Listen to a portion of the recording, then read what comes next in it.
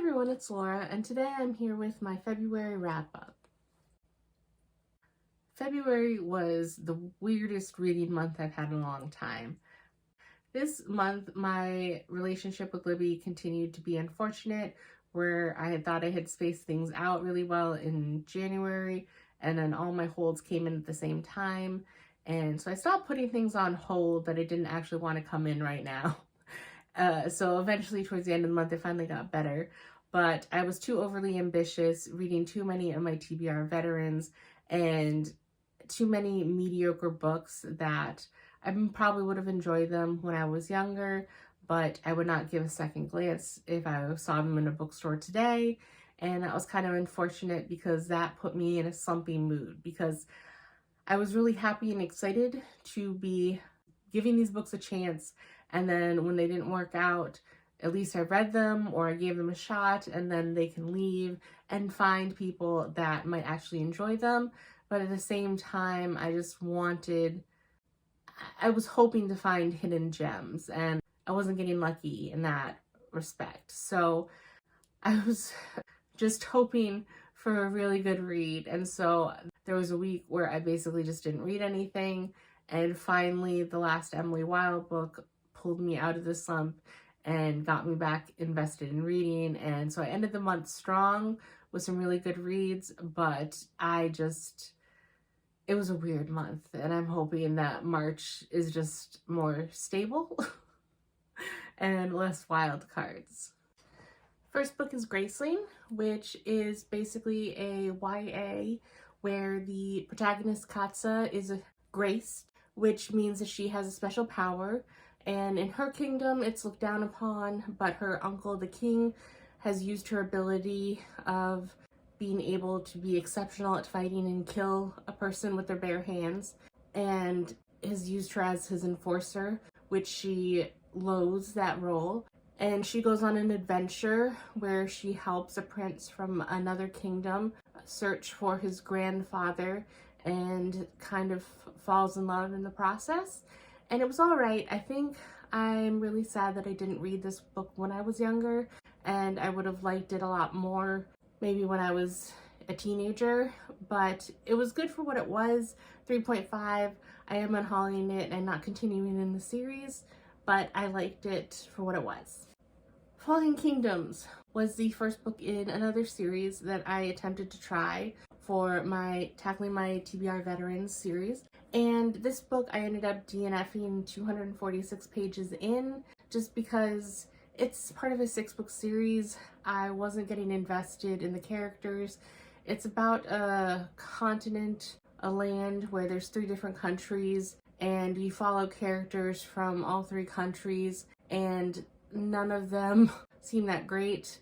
The land this is the map, and both the middle and the northern countries are falling into trouble and not being able to produce enough crops for their people and are facing hardships, and only the southern country is still somewhat prospering, but they know that their time is limited. They have a feel that something's wrong and having to deal with their magic system perhaps. And so you follow the king's second daughter from the southern kingdom and the heir to the throne of the northern kingdom, and you see him and his sister, and then you follow a winemaker's son from the middle kingdom, and none of the characters really were that engaging to me. I didn't like any of them, and the more I read, the more I realize I need to at least like a main character, and I just disagreed with so many of their decisions and the way that they acted. And I realized with a 6-book series there could be potential for a lot of character development, so I could actually really like the characters in the end, but it was just too muddled for me, and honestly I could not foresee myself investing the time for a 6-book series, and so I just DNF'd it halfway through. Then we have City of Stardust, which I picked up at the used book superstore last fall, and I bought it basically because the cover drew my attention and I thought it was beautiful, and then I read the description of the book and it sounded interesting, and unfortunately I was let down by the actual story, because it seemed to kind of turn out differently than I expected based on the synopsis. And you follow a main character who her mother disappeared 10 years previously, and there's some mysterious debt that her family owes to a woman named Penelope. That's a mysterious figure. You don't know for the longest time who she is or what her deal is, but basically once a generation she ends up taking a member of the family. They're never seen again. And Violet's mother, Marianne, was supposed to be the person that Penelope took, but then when she disappeared, Penelope gave their family 10-year grace period to find Marianne, and if they couldn't produce Marianne, then Violet would be the one to go with Penelope. And so Violet was only a young girl at the time, and so she's about 18 or 19 in this story, and so she's very young and naive, and she doesn't trust a lot of people she interacts with, but she blindly trusts Penelope's assistant, which I don't understand. There's a weird magic system in here that they never fully clarify. Even towards the end, Penelope's true motives and the reasons she did what she did, it seemed muddled to me somewhat, and it was a very disappointing read overall. So I gave this one a 3.25.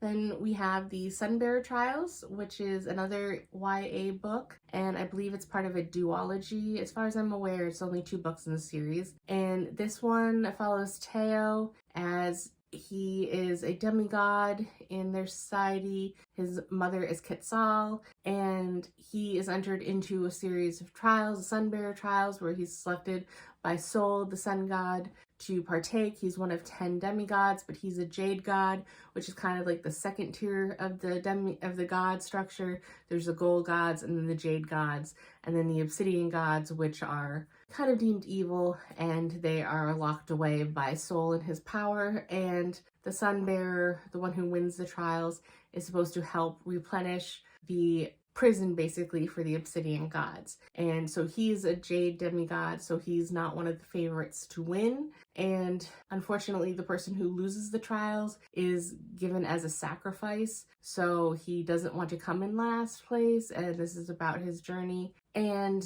I liked the setup for this book more than I liked the actual execution of this book. And Teo was headstrong to a fault and stubborn. I didn't really buy into his romance or his romantic feelings for another character. I didn't like certain parts of the writing, and it made me kind of cringe, but I did like the general setup, and I've heard it referred to kind of as a cross between The Hunger Games and Percy Jackson, and I liked the aspects of that in this book, but I didn't fully enjoy this as much as I hoped I would. I am going to try listening to the second book on audiobook, but I'm not going to get the physical book. I am unhauling this. Hopefully someone who is younger will read it and enjoy it. If I was younger, I might have enjoyed it more, but for now, I gave this 3.5. Then I read Friends, Lovers, and the Big Terrible Thing, which was Matthew Perry's memoir. And this one I found very interesting because just not following a lot of his career, but liking his character on Friends and liking Chandler Bing, but not being a religious viewer of the show, and just tangentially knowing about his drug problem, I was unaware of how serious an issue he had with both drugs and alcohol. And being, I suppose, lucky enough to not have anyone in my family or immediate friend group that has suffered with this level of addiction, I found it very interesting and informative to understand how his mind actually works and how he thinks of situations, and how, despite going to rehab and honestly making numerous attempts to overcome his addiction, how easily he slid back into the same patterns, and just how bad things can get, and how he honestly didn't believe he had a chance of winning against his addiction. And it was very interesting to see from that mindset, because I feel it helps me be a more informed person. And I liked a lot of the way that he told stories and the tone of the book. it was very interesting. The only issue I had was kind of with some of the structure of the book, and sometimes where it seemed initially to have two timelines of a more current day issue where he was just getting over a hospitalization for surgery from a bowel issue when he was in his early 50s, and then the timeline of when he was a child and how he made it into Hollywood and became the star that we knew him as. But then at certain points of the story, it was hard to tell where things were taking place, and that seemed a little choppy to me. And it was also just kind of depressing to know, reading the book, the hopeful tone he had in the book about how happy he was when he could help other people gain sobriety, and just knowing that he published this book and less than a year later he died of an overdose. It kind of put a melancholic tinge to everything when I was reading the book. But I did like it, and I do think it was worth the read, but I gave it a 4, even though it feels really weird to rate memoirs, but just because of the narrative structure, I gave it a 4. Then an honorable mention would be The Witch and the Tsar. I started reading this book and I only got about 120 pages in, and I was enjoying it, but wasn't in the right mindset for it. So I soft DNF it. I am going to come back to it at a certain point. I did really like what I read so far, but it just wasn't what I was in the mood for, and I'm a huge mood reader. So, and there's The Kiss Quotient by Helen Hoang, and this is part of the companion trio of books that include The Bride Test and The Heart Principle. And I had read The Bride Test a few years ago, and I enjoyed it, but I was also on a summer vacation and wasn't really reading critically, and I don't know if I'd still enjoy it as much as I did back then if I were to reread it, but it was enough to have me interested, and I did own this book already. And now this book is about Stella, and she has autism and she has a hard time with interpersonal relationships, and her parents are kind of pressuring her to give them grandbabies, but she has touch aversion, and so off some offhanded comment that a coworker makes, she gets the bright idea to hire an escort to help her become more conditioned to romantic touching. And then that kind of morphs into a fake dating situation where she realizes, well, maybe I don't need so much help with the physical aspect of a relationship. I need help with the actual dating and the social aspect if she's going to have a long-term relationship. And her escort, Michael, he has his own reasons. He's not really being an escort out of his own free will. It's more out of need for the financial aspect of the job.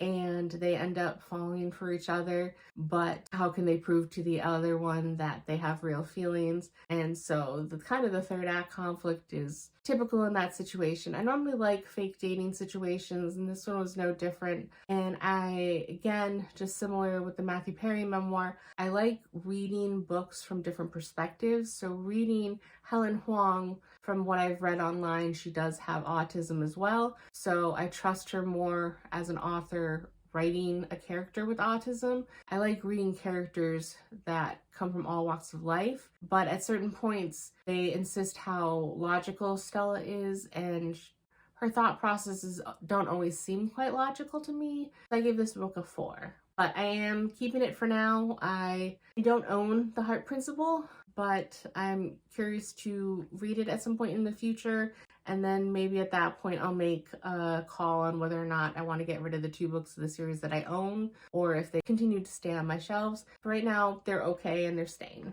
And then there's The House in the Cerulean Sea, which I've been eager for many years to read because it was really popular a few years ago and I heard a lot about it. And I have to say I was very surprised by the tone of this book. It was not exactly what I was expecting, because going in I knew that it was about kind of misfit children that were magical in some way and they lived in an orphanage. You follow Linus, who is the caseworker for numerous orphanages, and he is a member of the Department in Control of Magical Youth, and he is supposed to go and inspect these orphanages and make sure that they are operating correctly and taking care of these children.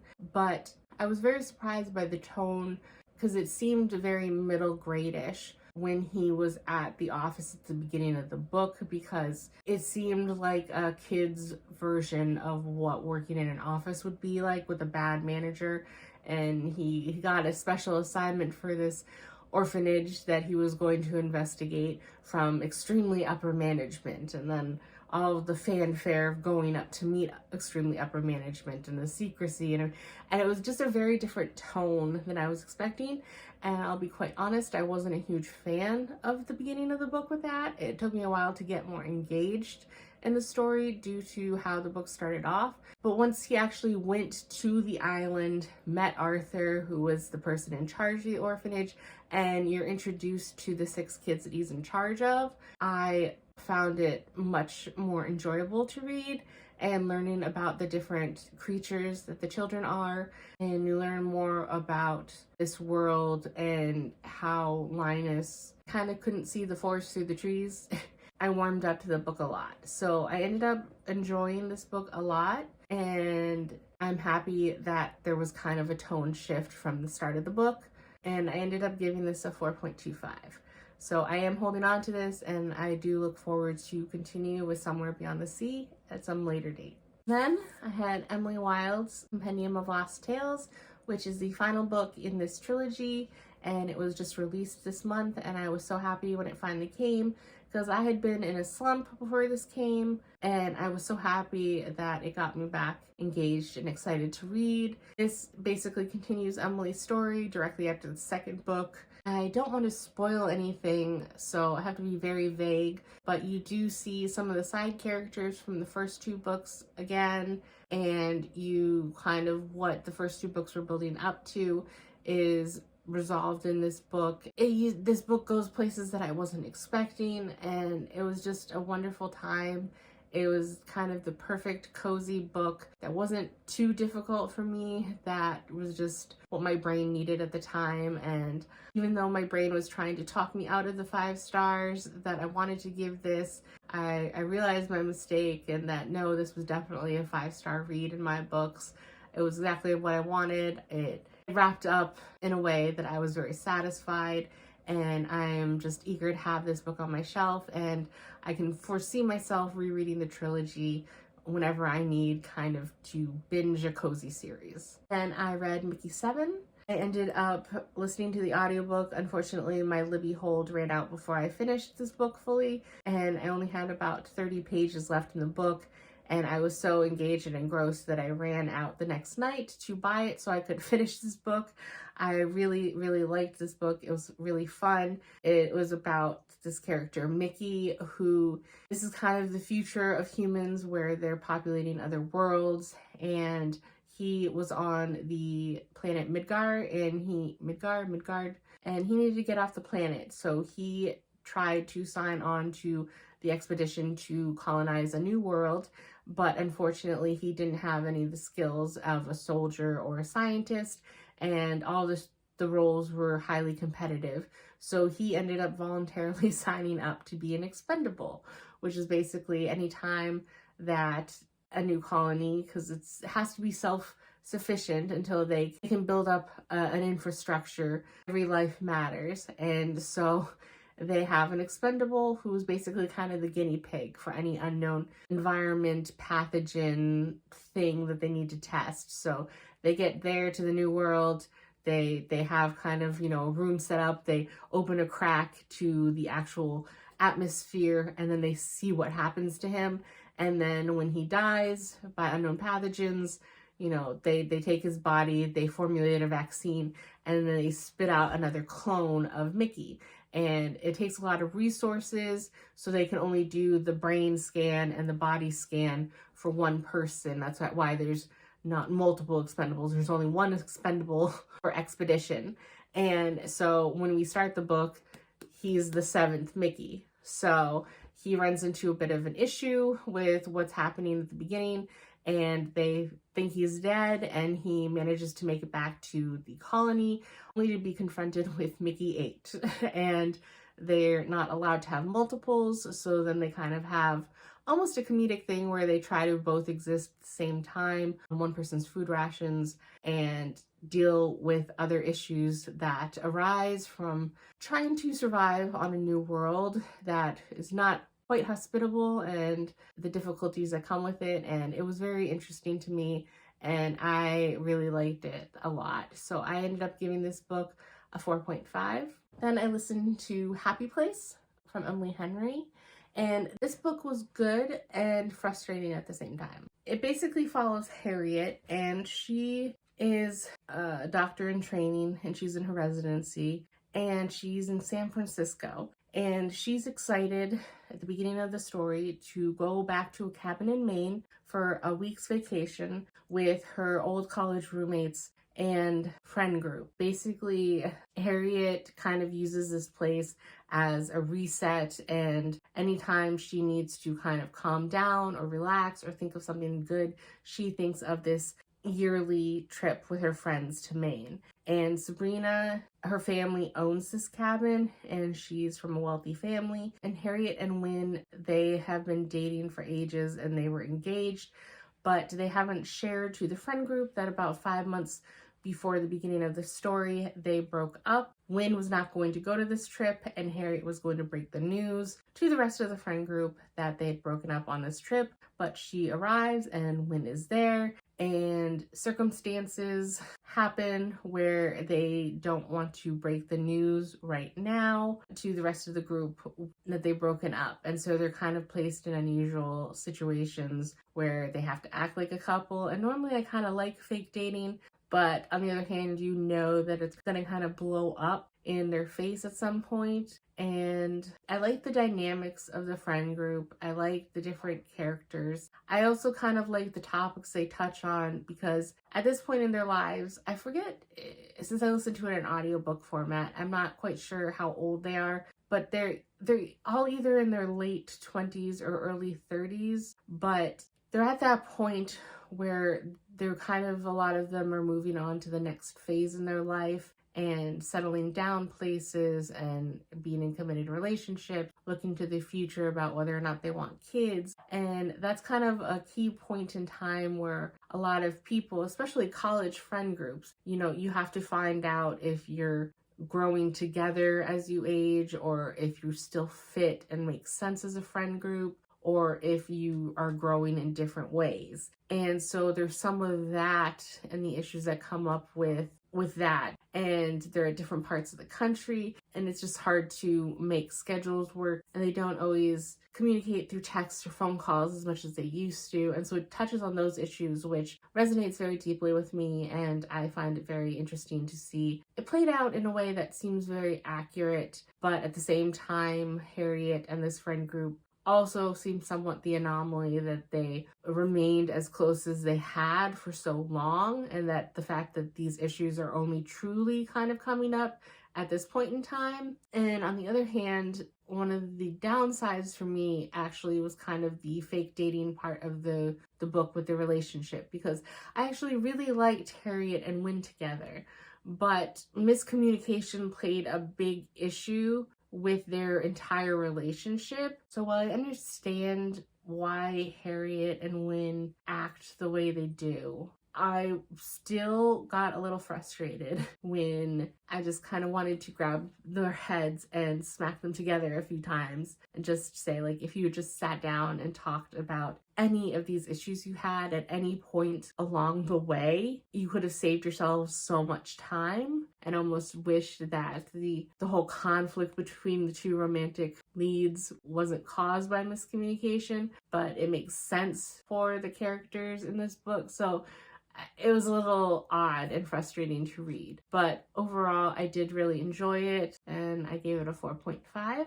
And then the last book I read this year was The Kamigawa Food Detectives, and this was my first foray into the kind of translated healing fiction world, and this was different somewhat than what I was expecting. So basically, this is a story where, and I'm sorry if I butcher the names, I'm trying, Nagare Kamigawa, he runs a diner with his daughter Koichi, and they serve normal food, but the detective agency part of the diner comes in where someone will come in and ask them to recreate a meal from them from their past, and that takes many different forms. And so the diner is in Kyoto, and so people go there, they interview, and then within 2 weeks they come back to see if they've been able to recreate whatever meal they asked for. And the one thing is, I found it interesting, and I found the stories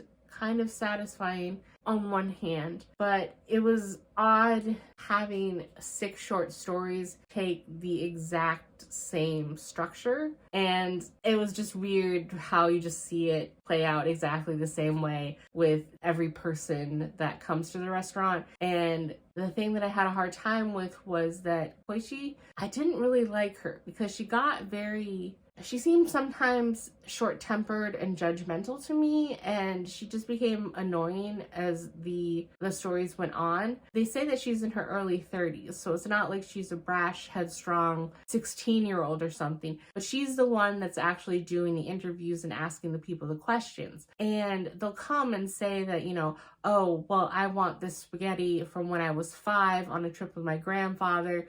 He has dementia. And then she'll get upset that they can't have a lot more details in the memories of a trip they took when they were 5 in the restaurant and what adults said about the food. And just sometimes the way that she reacted to the responses that people had in the interview, it just kind of shocked me. And I don't know, just she kind of rubbed me the wrong way the more that I got into the book. So overall, it was enjoyable enough. I gave it a 3.5. I almost forgot to. Here are my stats for the month.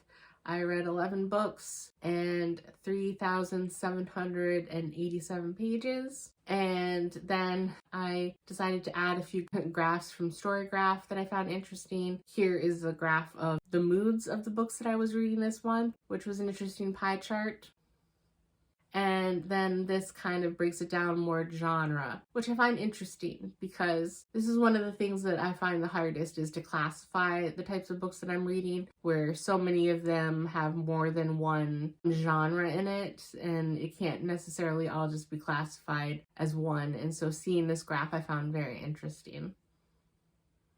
So that's it for my stats. So overall, it was a very mixed month, and I'm actually surprised at how well some of these books went, because if you had asked me how I thought this reading month went, it was very meh, and I wasn't very inspired. And as a teaser, I started reading Words of Radiance. I'm only 100 pages in, but that's 10th of the book. But this is how I'm starting my March, because I was in finally the right mindset to tackle something of this, and I'm already loving it. So I'm super excited to see what March will bring, and hopefully it will be better than February. And I'm just going to tackle my TBR veterans at a more leisurely pace and try and find a better balance for all of that. But overall, that was my February, and I'm excited to see what March brings. That's it, and I will see you in the next one.